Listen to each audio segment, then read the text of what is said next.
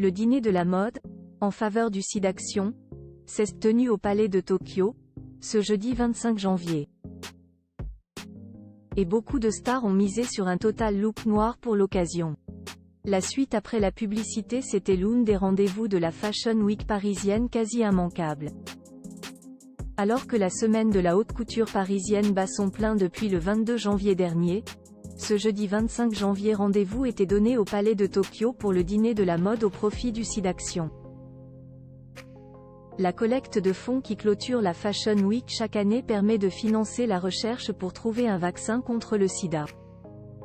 Cette année, le dîner de la mode a permis de collecter 757 000 €, rapporte BFM. Et les stars ne s'étaient pas fait prier pour y participer. Et beaucoup avaient misé sur un total look noir, sombre mais surtout élégant.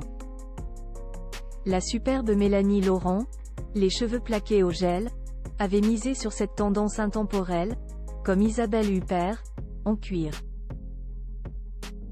Léa Drucker et Monica Bellucci, en velours pour sa part, avaient elles aussi suivi le mood en noir. À table, les actrices ont pris la pose rapidement jointe par Gilles Lellouche. Clotilde Courreau avait elle opté pour de la dentelle, quand Lou Doyon était en blazer décolleté porté sans rien en dessous. Blanca Lee, Audrey Marnet, Gaëlle Pietri, veuve de Gaspard Ulliel, Leila Slimani, la jeune et prometteuse Kim Higelin, autant de personnalités toutes de noir vêtues lors de ce dîner. Une fille de très remarquée est l'ex d'Adèle Exarchopoulos de la partie, mais quelques-unes dénotaient. Ainsi, Naïm Durso, une des filles d'Inès de la Fressange, était en robe beige qu'elle n'a pas manqué de faire virevolter. Nadia Tereskiewicz était elle aussi dans les mêmes tons.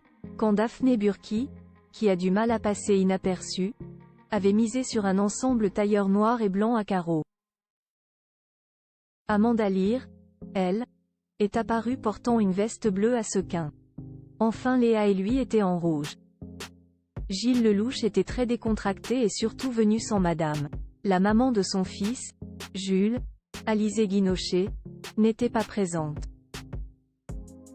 Quant à Jérémy Laheurt, ancien compagnon d'Adèle Exarchopoulos qui lui donnait la réplique dans l'inoubliable La vie d'Adèle, il était présent aux côtés d'une amie. Un dîner de charité où la mode a primé et le noir a envoûté tout le monde. La suite après la publicité.